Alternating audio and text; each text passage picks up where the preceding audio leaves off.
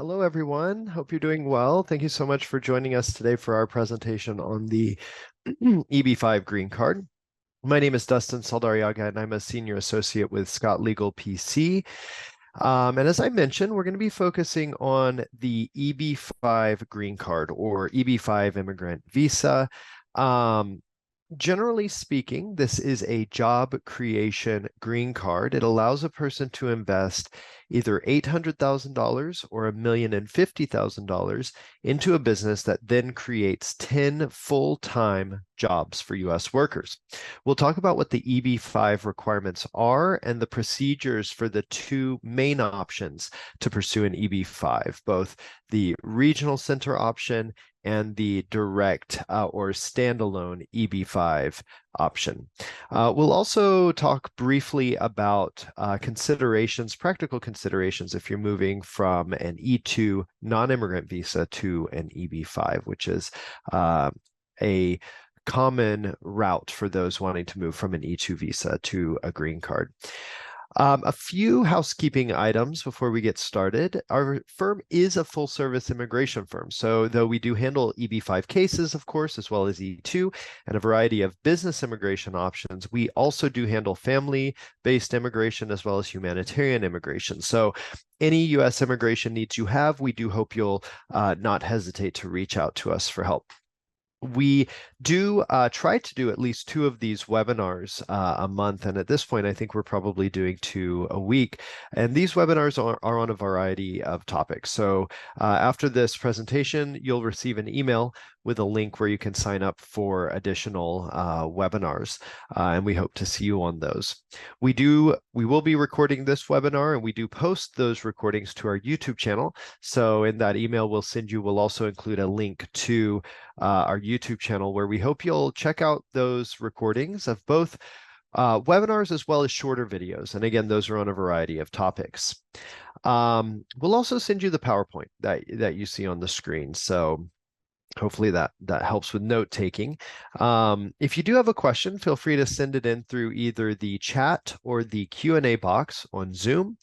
And I do plan to respond to questions by the end of the presentation. So without further delay, let's go ahead and get started by talking about the 2 main pathways to an EB-5 green card. And those are the regional center option or the direct investment or standalone option. The most common option that applicants pursue is the regional center option. And probably the main reason for that is because the regional center option is fairly passive. If you have the capital, $800,000 to invest in an EB-5 green card, and you simply want to invest it and you don't want to actively run the business, then the regional center option is probably the best option for you. Now, the regional center option does have high administrative fees in the realm of $50,000 plus. You do, as we'll talk about, you do need to document where you got the funds to pay both for your investment, the $800,000 or $1,050,000, as well as the administrative fees. And regional center options usually don't have a high rate of return. The purpose is really to support the regional center project, ideally lead you to a green card and not to generate a significant return. Whereas a direct investment option, you are running the business, so you have the opportunity to generate a significant return. There is some risk of regional center projects failing, as of course there is with direct investment options. However, I will say that USCIS, the U.S. government, does exert quite a bit of oversight over the regional center program, especially since the program was renewed in the last couple of years. That's not to say that an approved project is guaranteed by the government. It explicitly is not guaranteed, but particularly if you do your due diligence and you find a good regional center project, the risk of them failing, it should not be so high. Again, if you go with a reputable regional center.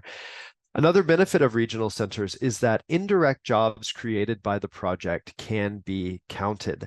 Now, here I think it helps to talk about an example. What actually is a regional center? Oftentimes, regional center projects are very large. They're projects that may cost tens of millions or hundreds of millions of dollars, and therefore they can support dozens of EB-5 investors. You would be pooling your $800,000 investment with dozens of other EB-5 investors into that project. It could be building a shopping center, a resort. It could be a new subway station. We're talking very large projects.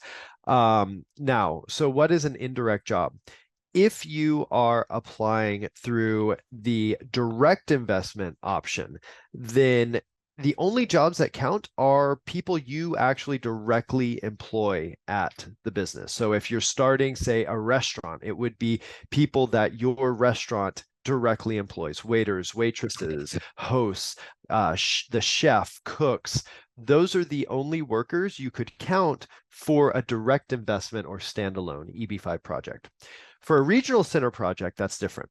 Let's say your regional center project is the building of a resort. You would include direct employees in that, and those would include people who are W-2 employees of, say, the resort, but it would also include independent contractors, construction workers who are working on the project. It could include business that's created from the resort. Let's say that other businesses open nearby to sell things to people staying at the resort. The jobs could include those jobs as well. So the regional center is going to typically do the legwork to actually calculate the number of those jobs. And the requirement is 10 US jobs per EB-5 applicant. So again, for a regional center, if you have dozens of EB-5 investors, each of those investors will need to show 10 direct or indirect jobs. But again, the regional center would typically handle the legwork of showing that. So let's talk briefly about the direct investment project. And again, another name for a direct investment project is a standalone project. If you have more than, let me back up for a moment. If you have more than one EB-5 investor that wants to go into a single project, that must be a regional center. Okay, a regional center is required for any project that has more than one EB-5 investor. So let's say you and your brother or sister want to create a restaurant and use that restaurant as your EB-5 investment. You would have to register that restaurant as a regional center. Okay, this is a new requirement since the program was reauthorized in the last couple of years. So if you applied 5 years ago, you may have been able to apply with more than one EB-5 investor on a single direct investment project, but that's no longer the case. And let's say that you do register your restaurant as an EB-5 regional center because you and your brother or sister want to do that together. You each will need to show you invested the required amount, and you each will need to show that you created the number of jobs that are required. Again, 10 jobs. So let's talk about direct investment or standalone projects. Again, these will give you a ton of control over the process, the hiring, the use of funds. This is really where you have a business and you want your business to serve as the basis for your EB-5 investment. The example I like to use, again, I've been using it, is a restaurant. Let's say you are the owner of a restaurant and you want to apply for an EB-5. That restaurant, if you're the only EB-5 applicant, would be a direct investment or standalone project. Of course, because it's your business, it has the potential for a high return, in contrast to a regional center, which is usually a low return. Again, only direct jobs are counted, so those direct employees of the company. And we'll talk a little bit more about this, but if you do have an E2 business, so if you're in the US on an E2 visa and you want to move to an EB-5, funds that you have invested into the business can count toward the EB-5. Not in all cases, but in some cases, those funds can count. And you see here that the direct investment program is not subject to reauthorization. What does that mean? A few years ago, the EB-5 Regional Center program lapsed. So Congress did not renew it for about 9 months. So there were about 9 months there where people who applied through regional centers were paused. There was no adjudication of those applications. You couldn't submit new ones. The program was just completely stopped for 9 months. And that is because when the EB-5 law was passed, initially it was only for direct investment projects. So direct investment projects are not paused. You can apply for the direct investment projects. It has a lot more stability than the regional center projects because Congress passed the regional center option as a pilot program. Now, it was passed, I believe, in 1992, and it has been renewed regularly, but there are lapses in the program. So you just need to be aware that there is some risk with the regional center projects that the program could lapse again. And we'll talk a little bit about that later, because when Congress reauthorized the regional center program a couple years ago, it did add some protections. So we should not see another lapse like we saw recently for another few years. So you do have some protection against that, but that's not to say that it absolutely won't happen. The regional center project is a little bit more tenuous than the direct investment option. I'm sorry, I have some background noise. They are doing work outside my office, but hopefully it's not too disruptive. So let's talk about the fundamental EB-5 requirements. First is you must invest funds into a new commercial enterprise. Now, a new commercial enterprise is a fancy word. It's a legal word in the law for basically the EB-5 project. So most businesses are going to be new commercial enterprises if they are a for-profit business. Why do you see here the two investment amounts? Why 800,000 or $1,050,000? This is because the government allows applicants to invest the lower amount, $800,000, if the business is in a targeted employment area. What does that mean? A targeted employment area is an area of high unemployment or a rural area. Okay, so the government is basically trying to encourage foreign investment into areas that especially need jobs. So, and I'll quickly say most, if not all, regional centers most regional centers are in targeted employment areas. So that is another benefit of the regional center option, is that if you're going with a regional center option, the regional center has usually done the legwork to qualify for the lower investment amount. You can certainly qualify for the lower investment amount through a direct investment or standalone project. You just need to consult with an attorney, including our firm, to make sure that the place where the jobs are being created is in a targeted employment area, and then you would qualify for that lower investment amount.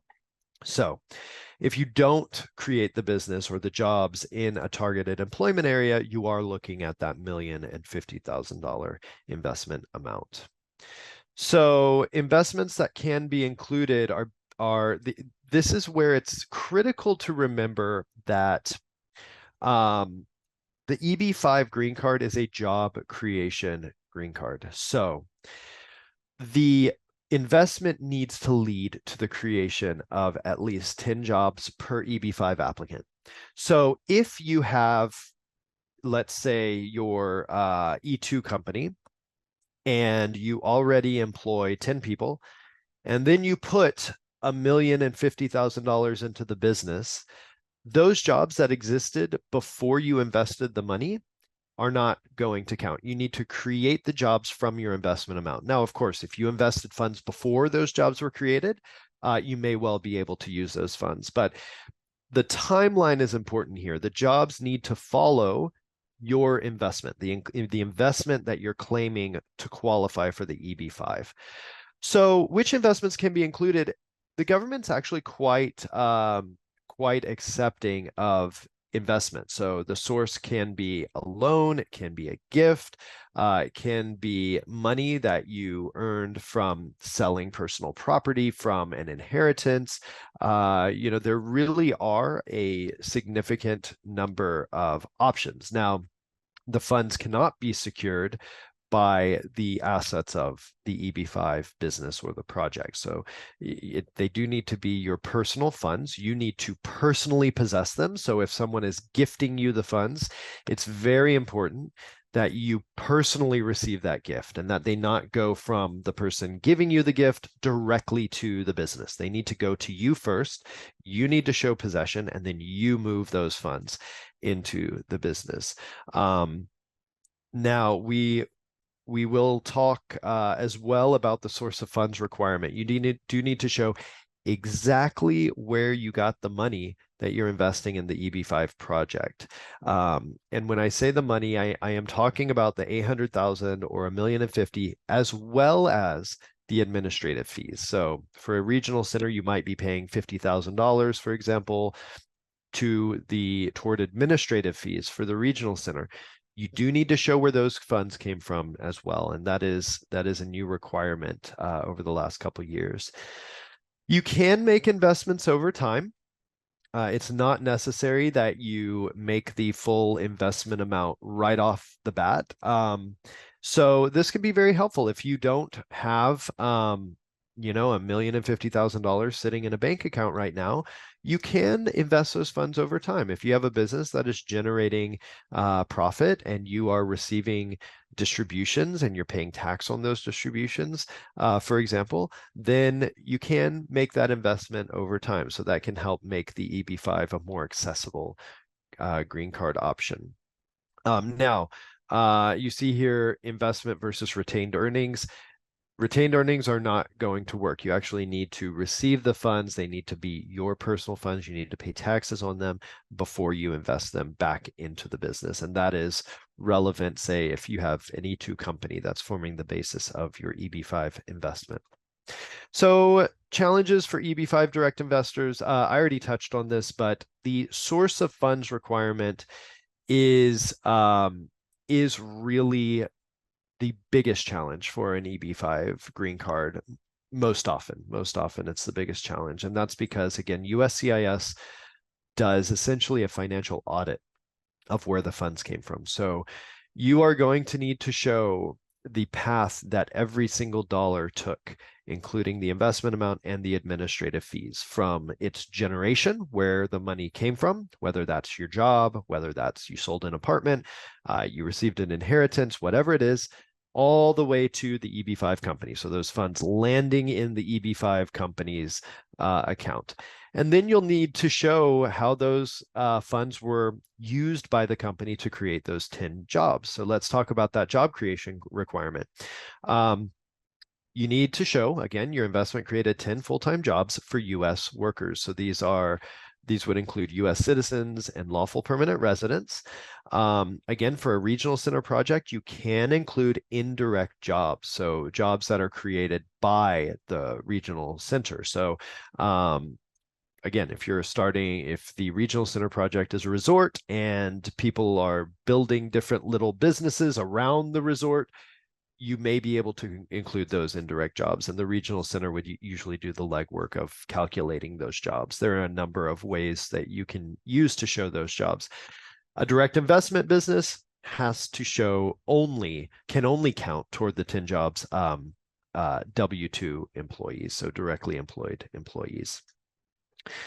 Okay, so how do you document those positions? It would usually be I-9 forms, but you can't just stop there. You do need to show payroll records. You do need to show that these workers are actually receiving payments from the company. And quickly, the EB-5 process is multiple parts. You would first file the I-526, which is essentially applying to USCIS to ask them to approve the project, to say, here's what I will do, here's how much I will invest or have invested, and here's how we're going to create these jobs. You can, at the I-526 phase, use a business plan to show hiring. So you don't need to have 10 employees when you file the I-526, and many applicants don't. Many applicants will use a comprehensive business plan to show how their investment amount, the funds that they have, are going to lead to the 10 jobs. So the second step is to file the I-485. Once the I-526 is approved, you can file the I-485. The I-485 is the actual green card application. So the I-485 is the same form that's used for pretty much any green card, whether it's family-based or employment-based or the EB-5. And that is, again, that's the request for a green card. So if you're in the US, you can file the I-526 and I-485 at the same time if the EB-5 is current for your country of birth. We'll talk a little bit more about that later. But once you file the I-485, what you would get if you're approved is a conditional green card. A conditional green card, because 2 years after you get your conditional green card, you have to go to the government and you have to say, I want to remove the conditions on my green card. They will at that time take another look at the EB-5 project, make sure that the investment has been made, make sure that the jobs have been created. And if your I-829, that's the application to remove the conditions, if that's approved, you will then get your unconditional permanent resident card. And of course, that is a big deal. So what is the timeline here? For the I-526, we were seeing extremely long delays. The government was estimating 5 years to decide I-526 applications. I will say that those timelines for some applicants have sped up. And part of that is because the government has made available certain prioritized projects.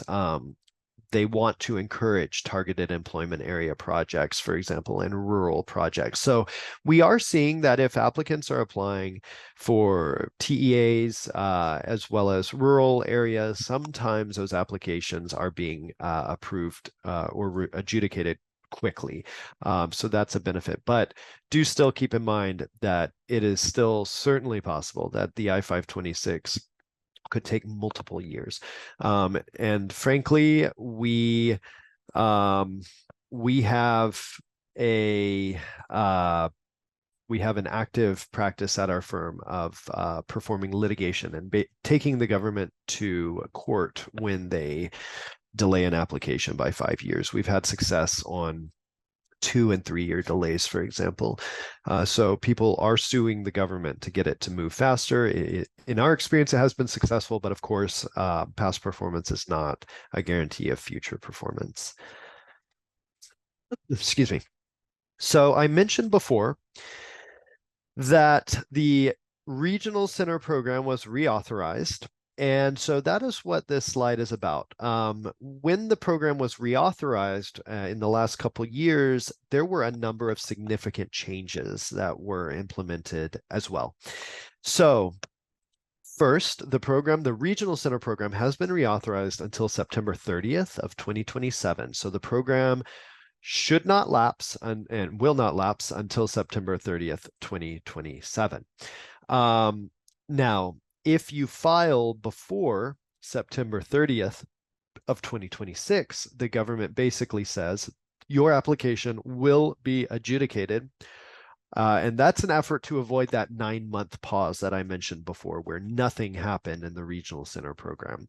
The government just could not do anything. It couldn't look at those applications. It couldn't accept those applications. So to prevent that, the government said, if you file before September 30th, 2026, USCIS will adjudicate your application, okay? So there's not going to be a pause. So if you file after September 30th, 2026, there may very well be a pause depending on if the program lapses. So the reauthorization also increased the minimum investment amount from $500,000 to $800,000. And the maximum investment amount, again, if you're not applying through a through a TEA, targeted employment area, your investment amount increased slightly to $1,050,000. The TEA rules did change. In the past, it was up to states to determine, in general, what constituted a TEA area. Now it is entirely the federal government that decides what is a TEA. The reason for this is that there is some fraud in the EB-5 program. So the government's very much aware that there's fraud in the program. Some of that fraud has been well publicized. There have been criminal investigations. So in an effort to really get the EB-5 program on the same page and reduce fraud, the federal government decided that they would be responsible for determining targeted employment areas. This last bullet point you see on the screen is a significant point. So basically, 32% of the EB-5 visas are now set aside for specific EB-5 projects. 20% of the EB-5 visas are for rural areas. 10% are for high unemployment areas, and 2% are for infrastructure projects. That is hugely significant for a few reasons. Not only do those projects typically qualify for the lower investment amount, but also these visas have been set aside. So you have a pool of visas where the line to apply for them is much shorter. So if you are an investor an EB-5 applicant who was born, for example, in India or China, and you're looking at long delays in the typical EB-5 pool of applicants that's applying for those visas, you may be looking at years before a green card or an immigrant visa becomes available for you. If you're able to apply for a rural project or an unemployment area or an infrastructure project, you may be able to completely bypass that line because there are visas that are available to you.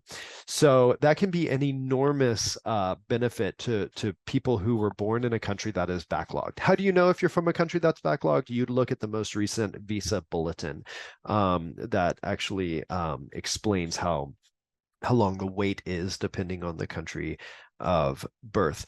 The other reason this is hugely significant is that if your EB-5 visa is current, then you're in the US, then you can file the I-485 at the same time as the I-526. So you can only file the I-485 if the visa bulletin shows that the EB-5 is current for your country of nationality. So if your country is not current, you have to wait until it is current before you file the I-485. But if your country is current, again, you may be able to have a current EB-5 visa if you apply it through one of these set-aside groups. Then you can file the I-485 at the same time as the I-526. And what that means is that when you file the I-485, you can apply also for work authorization and travel authorization. So once those are approved, you can work in the US and you have authorization to travel while the I-485 is pending. So again, that can be an enormous benefit to people who were born in India or China to get around those long backlogs that we've been seeing. So I just explained this first bullet of ability to file an I-485 petition concurrently. That is a new thing that came with the reauthorization of the program in the last 2 years. It is an enormous benefit to EB-5 applicants. I've also mentioned this second bullet, source of funds. You do need to show where the funds used to pay administrative fees came from. In the past, you only needed to show where your investment amount came from, whether that was $1 million or whatever it was. And you didn't have to show where the administrative fees, the funds to pay administrative fees came from. Now you have to show where those funds came from as well. Also, the government clarified you can use loans and gifts. Again, the loans cannot be secured by the business or its assets. You have to personally guarantee the loans. The gifts have to be your personal funds that you've received before they're put into the business. And there are certain protections also that the government put into place if the regional center fails or closes. So you see here, good faith investors can complete the permanent resident process even if the EB-5 entity is terminated or the regional center is terminated. And there are also protections if the regional center program expires in the future.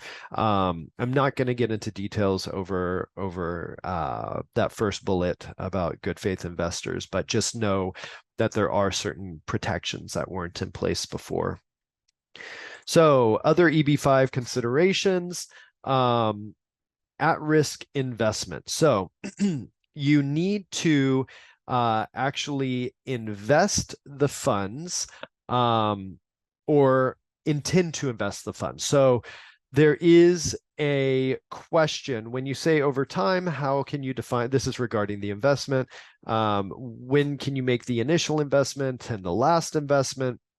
So basically at the I-526 phase, we do recommend that the funds be invested into the business at that phase. It is just the safest approach to show that you have invested the funds. However, technically speaking, the funds need to have been invested by the time that you file the application to remove conditions on the green card, which is the I-829 phase. At that phase, we do recommend that you show the full investment has been made and the jobs have been created, you know, that you can show exactly how the funds have been spent to create those jobs. But there is some flexibility at the I-526 phase. You just need to be very deliberate about how you are showing that you have the funds and you intend to invest them in the business. Again, loans and gifts are accepted. I'll say it again, the loans cannot be secured by the business or its assets, and the loan needs to be secured by you personally. Gifts need to be received by you personally and invested into the business from your personal account. Considerations for purchasing a business, just keep in mind that a couple big points. The first is that if the business that you're purchasing already employs people, you can't count those workers toward the 10 that are required for the EB-5. And the reason is, again, those jobs that you count toward the EB-5 need to have been created from your investment, your EB-5 investment. So the investment has to happen and then the jobs need to be filled. Okay, so if you're buying an existing business with 100 workers, you just need to know that those workers are not going to count. Related to that, this is the second big point, your investment needs to go into the business. So again, those funds need to be deployed by the business to create the job. So if you're buying a business from someone who you are transferring $1 million to, and that is going to that person's personal account, and then that person is going away, that person's out of the picture, they've got your $1 million and they're gone, you now own the business, you're going to need to invest another lump sum because you're still going to need to show that those funds went toward the creation of workers. So just be very careful that if you are investing a business, that those funds are going into the business. If you're purchasing a business, the funds need to go into the business and then are being deployed for the creation of workers, of jobs. How much do you need to own for an EB-5? You just need to have some ownership stake. So it's not like the E2 where you need at least 50% of the business. There's no 50% requirement. You just need to have some ownership share, even if it's small. This next bullet is very important. There cannot be a guarantee of a return on your invested funds. We have run into this. If, let's say in the purchase agreement for the business, there is language saying that you can withdraw your investment funds at any time. You can receive a distribution and get your funds back at any time. You're going to have trouble with that. And that is because an EB-5 investment needs to be at risk. So there needs to be a risk that you will not get your money back. It needs to be a bona fide business investment. And for it to be bona fide or legitimate, there needs to be a chance that the business is going to fail. If the business is not going to fail, then that is not in the government's mind, that is not an at-risk investment. Therefore, it fails to satisfy the EB-5 requirement. So make sure that there's no guarantee that you can get your funds back. Get your funds back. So moving from an E2 visa to an EB-5, I've touched on this throughout the presentation, so I'm not going to spend too much time on this. But what investment can count? The investment that can count is really your personal funds. So these cannot be retained earnings. So let's say the E2 business is doing well, and you decide, you know what, I'm going to take the retained earnings and just reinvest them into the business without distributing them to me. Those cannot count. You actually need to distribute the funds to yourself. You need to personally hold them. You need to pay taxes on them as a distribution. And then you can move them from your personal account back into the business. That would be fine. But you cannot simply use retained earnings as your EB-5 investment. Job creation. So you also need to show, again, that the invested funds led to the creation of jobs. As long as you can show that, the job creation requirement should be satisfied, as long as those jobs are U.S. citizens and permanent residents. So in the E2 context, you can count as workers, as U.S. employees, people who are on non-immigrant visas, so like a TN visa or an H-1B. You can also include, to some degree, independent contractors. That's not going to work in the EB-5 context. You need to show W-2 employees who are either permanent residents or U.S. citizens. And again, buying a business, a number of tricky aspects. So I always do recommend that you speak with an attorney if you have questions about buying a business for an EB-5. Excuse me, that is certainly an area that gets complicated. The EB-5 generally, frankly, is a complicated green card option, and it is primarily complicated because of the source of funds and just making sure that the timing lines up with the investment, the job creation. So it is a green card option that is especially important to work with an attorney on. But if you are buying a business, it is especially important that you speak with an attorney early on, just so you line it up correctly so that your investment counts. All right, I am going to actually skip this example and touch on, because we have gotten a couple questions that I want to make sure we get to. Let's talk about a few other considerations. Timing considerations. I did already touch on this. Just know that the EB-5 is a multiple year endeavor. It is not going to be fast. And the reason is that first step, the I-526, can take 5 years or more for the government to decide. So you're looking at that alone taking 5 years, and then the conditional permanent resident period is an additional 2 years. And then at the end of that 2-year period, you apply to remove your conditions, and then you wait for the government to decide that application. That can take another year or two, if not more. We have filed lawsuits to even expedite that process. So just be aware, this is not the fastest option. Okay, so you do need to be aware of that. And what I just described is ignoring the fact that the wait will be even longer if you are from a backlogged country. So right now, I'm going to go ahead and pull up the visa bulletin for, let's see, it looks like July of 2024 is out. So let's just take a quick look at this.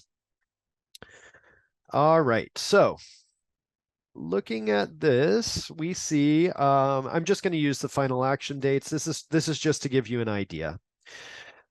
If you also want to look at this, you can Google Visa Bulletin July 2024, and you can visit that link that comes up at the Department of State website, and you scroll down to employment-based preferences, and then look at final action dates. We'll refer to that table for the purposes of this webinar. And if you look at 5th unreserved, what that means is the EB-5 category. And unreserved is for those who do not qualify for the categories below it. So you see 5th set aside rural, 20%, 5th set aside high unemployment, 10%, and 5th set aside infrastructure, 2%. That's that 32% of the EB-5 visas that I said before are set aside for those projects, so the line is much shorter for those. If you can qualify for one of those categories, it is usually a good idea to do that. Not only do you get the lower investment amount, typically, you also don't have the visa backlog at this point in time. So let's assume you don't fall into one of those set-aside categories. You're falling into the generic EB-5 category where you pay $1,050,000, you invest $1,050,000 into the business. Let's say you were born in China.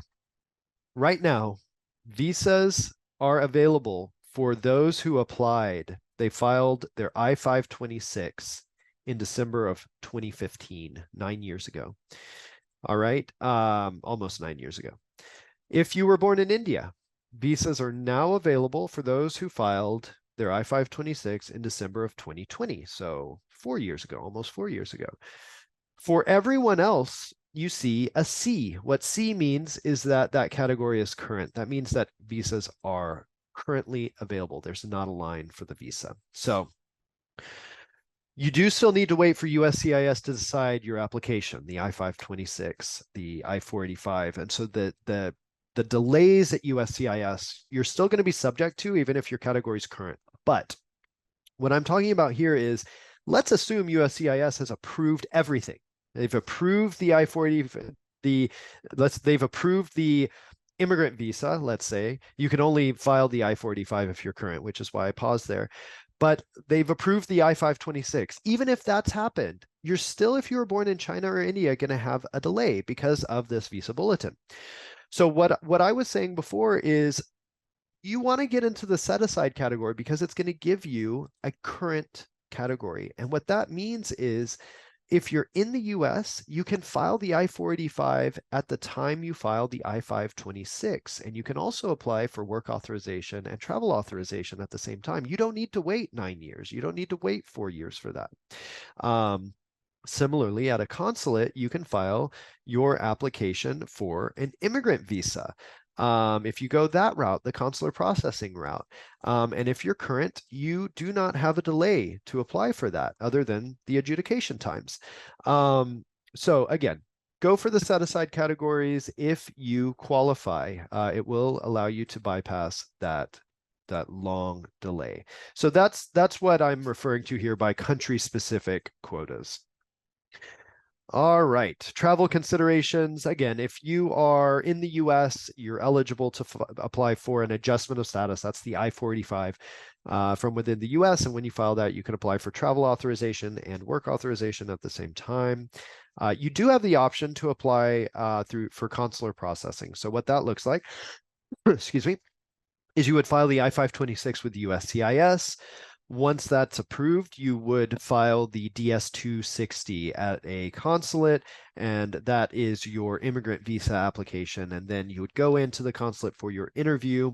If you're approved, you will get a immigrant visa, and that allows you to enter the US in conditional lawful permanent resident status. So you'd be in conditional EB-5 permanent resident status. You would have that 2 years, and then at the end of that 2-year period, you would apply to remove those conditions by filing an I-829.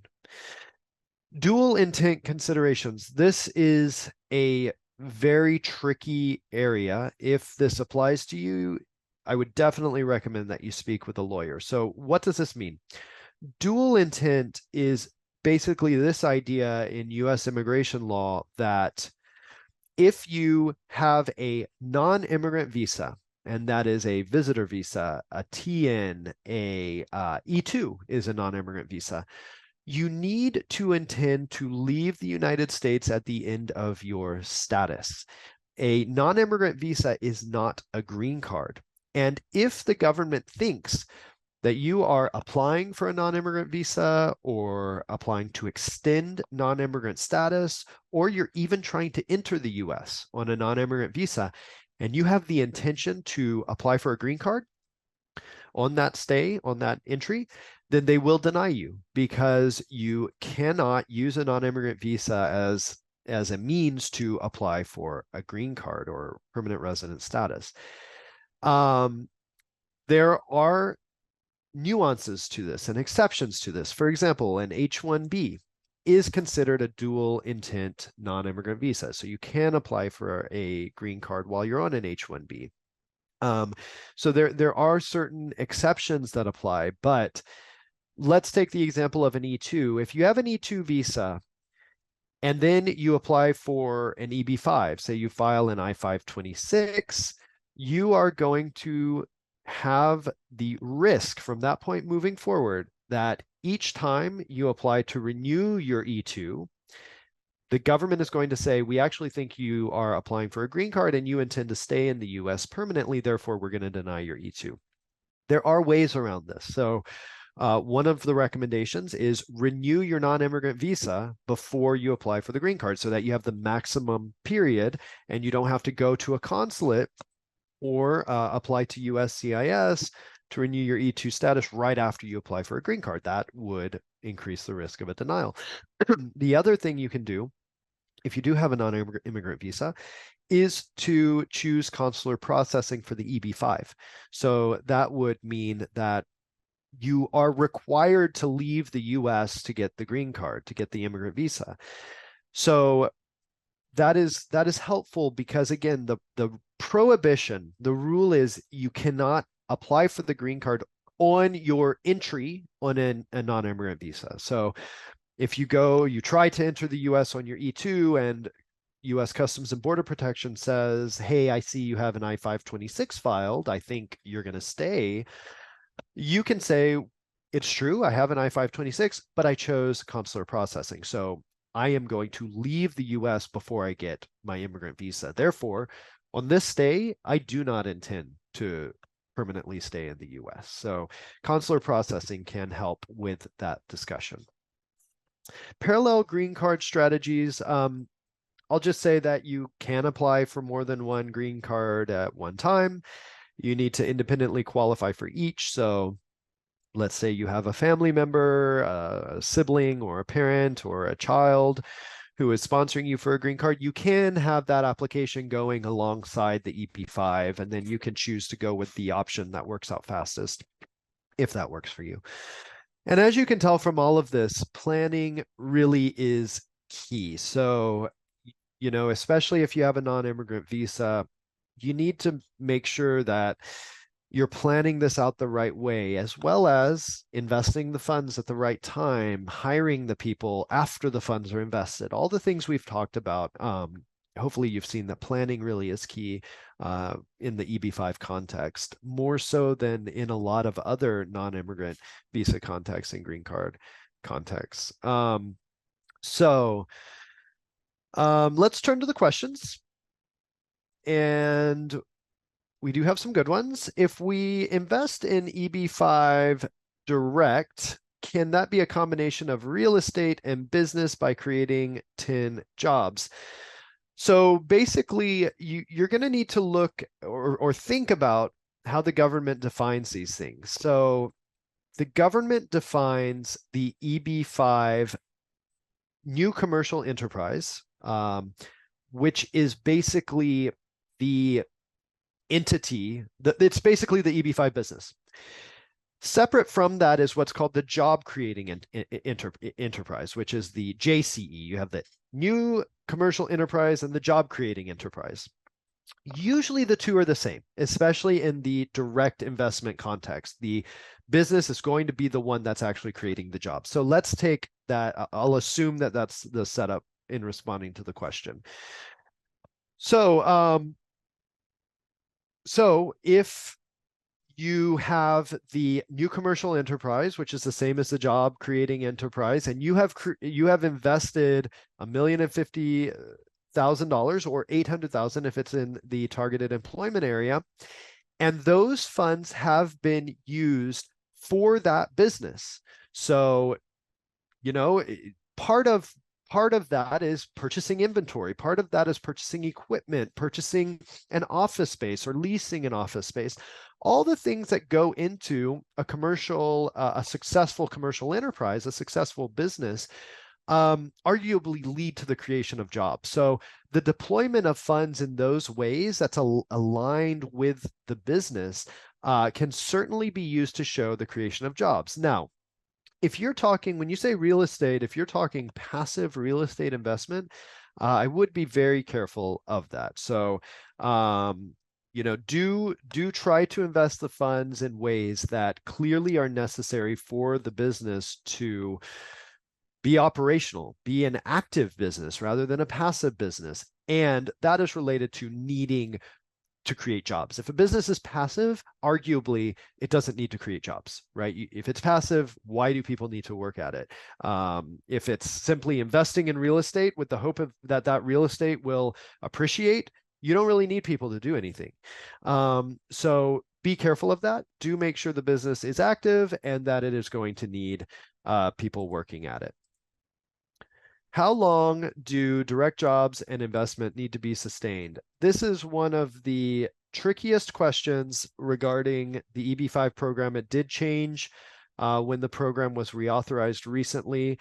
And the answer depends on when you applied. So in general, I'm not going to go into detail on the webinar, but do feel free to schedule a consultation if you have a specific circumstance, just because the timing of the application matters and it is somewhat complicated. But the takeaway is that if you are applying now, since the program was reauthorized, you have a shorter period of sustainment, and it is in general 2 years from the date that you apply. If you applied before the program was reauthorized, you typically have a longer sustainment period that goes through approval of the I-829, which again is the end of your conditional permanent resident status. So as I said before, that could be years because the I-526 can take 5 years.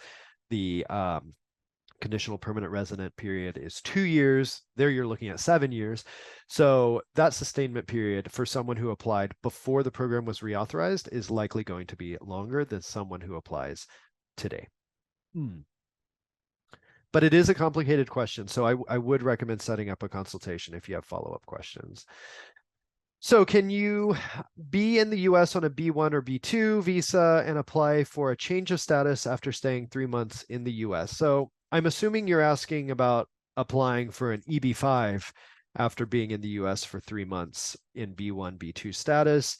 That is just technically, that's called an adjustment of status rather than a change of status.